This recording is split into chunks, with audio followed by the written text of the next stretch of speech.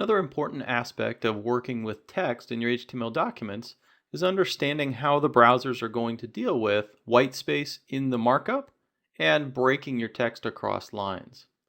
Now, generally, browsers are going to ignore whitespace in your documents, in your block elements, and in your inline elements.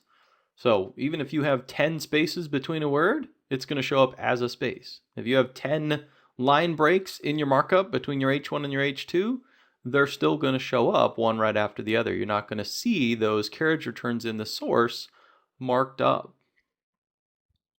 What if you do care about the white space though? What if you have a poem that you want to use, or you've got some other kind of text that you want to actually format with white space? Whether that's things like indentations or extra space between items, you can use the pre element or pre-formatted text.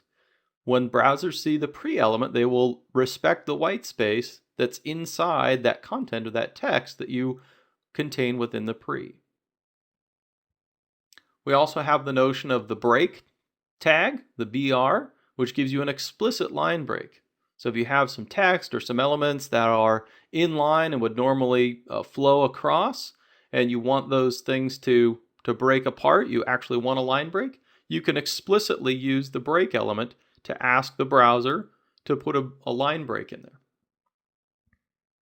You can also use the HR or horizontal rule if you actually want a visible line to show up.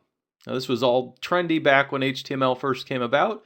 These days, most people will use images and style sheets to render any kind of visual breaks that you might see. But it is one option for identifying that horizontal rule, and you could certainly style it to look different ways. And the final item are character entities. So these are representations that you put in your markup. They use this syntax of the ampersand, some characters, and a semicolon. And these character entities tell the browser to render a particular character or to consider this entity as a particular character. Popular one is the non-breaking space. This allows you to put a space in between two inline elements, for example, and instruct the browser that it shouldn't break at that point. I don't want you to break this line apart here. So if you're wrapping text, if you're wrapping elements around because the window is smaller or larger, then don't do that breaking here. Keep these two elements together. Also, if you want to represent anything that would normally be interpreted by the browser as HTML markup.